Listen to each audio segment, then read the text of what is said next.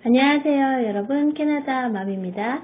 오늘은 조기 유학에 있어서 적절한 나이가 몇 살일까 라는 생각을 함께 나누고자 하는데요. 물론 이건 저의 개인적인 생각이니까 그냥 참고만 해주시면 좋을 것 같아요. 제가 생각하기에는 이 조기 유학, 특히 캐나다에 오시는 기러기 엄마들께서 아이들 나이를 몇 살 때 출발할까 고민을 하고 계시다면 저는 적극적으로 초등학교 시기를 놓치지 마세요 라고 이야기를 하고 싶습니다. 그 이유는 저는 이제 아이를 5학년과 3학년 때 한국에서 여름방학 때 바로 캐나다로 왔어요. 그래서 캐나다는 9월 학기가 시작이기 때문에 한 달 동안 이제 8월 달에 들어와서 한 달 동안 아이들과 좀 쉬면서 시간을 보낸 후에 9월에 현지에서 신학기를 시작하였습니다. 그런데 큰아이는 5학년에 왔지만 이곳에서는 중학생 학제에 들어가게 되어서 중학교에 입학을 하게 된 거예요. 그리고 작은 아이 동생은 그대로 초등학교 4학년에 들어가게 되었습니다. 캐나다에서는 태어난 연도 위주로 학년을 정하기 때문에 한국보다 한 학년씩 좀 위에 올라가 있다고 보시면 되고요. 그리고 또 이 캐나다는 지역별로 학제가 조금씩 달라요. 그런데 제가 있는 이곳 빅토리아는 초등학교는 킨더가든이라고 해서 7살부터 5학년까지 초등학교로 이루어져 있고요. 그 다음 6학년부터 6학년, 7학년, 8학년 이렇게 3개 학년이 중학교에 묶어져 있고요. 그 다음 9학년, 10학년, 11, 12학년 이렇게 4개의 학년이 고등학교라고 정해져 있었습니다. 그래서 저희 아이는 중학교 1학년인 여기 6학년에 재학을 하게 되었고 작은 아이는 4학년에 들어가서 학교 생활을 시작하게 되었어요. 물론 중학교에 온 큰아들이 초등학교보다 적응하기가 아주 힘들었거나 어려웠거나 이런 건 전혀 아니에요. 그래서 조기 유학을 준비하는데 우리 아이는 이제 가면 초등학교를 못 가게 될 것 같은데 어떡하지 하고 걱정하실 필요는 없는 게 언제 오시더라도 이제 초등학교와 중학교에서는 별로 그렇게 큰 걱정 없이 아이들이 학교에 잘 적응을 할 수 있을 것 같아서 괜찮을 것 같은데요. 물론 고등학교 같은 경우는 제가 아직 저희 아이가 그럴 연령이 아니기 때문에 경험이 없어서 고등학교 때는 어떻게 적응하는지 쉽게 이야기해 드릴 수는 없는 것 같은데요.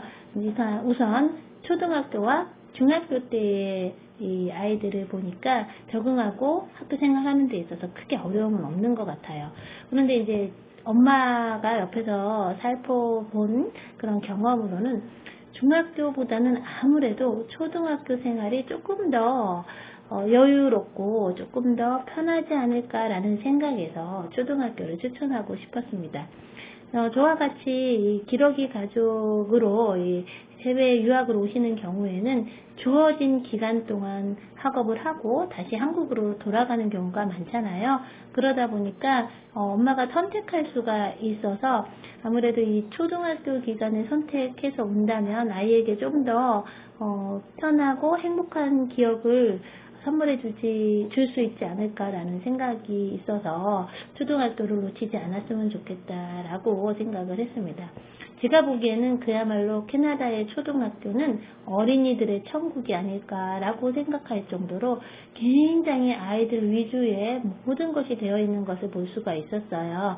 수업도 그렇고 소풍이라든지 경험도 그렇고 아이들 여러 가지 스포츠 활동 가르쳐 주는 것도 그렇고 또 음악 활동하는 것도 하고요. 그 다음 가장 마음에 드는 것은 요즘 아이들이 조금 사회성 길러주기가 그렇게 쉽지는 않잖아요. 형제들이 워낙 조금 있으니까. 그런데 이제 이곳에서는 이 4학년, 5학년만 되어도 이 낮은 학년 아이들, 킨더가든이라든지 1학년, 2학년 아이들에게 도우미로 활동을 할 수 있게 학교에서 봉사의 기회를 굉장히 많이 줘요. 그러다 보니까 아이들이 서로 도와주기도 하고 도움을 받기도 하면서 이 사회성이 많이 길러지는 것 같더라고요. 그래서 이 전교생 전체가 굉장히 친교가 잘 된다고 해야 될까요? 그래서 학교 자체가 친근감을 주는 느낌을 많이 받을 수 있었어요. 그래서 아이들이 같은 학교 친구라는 것만으로도 우연히 어디 다른 곳에서 만나도 굉장히 반가워하고 인사하고 이런 모습을 볼 수가 있고요.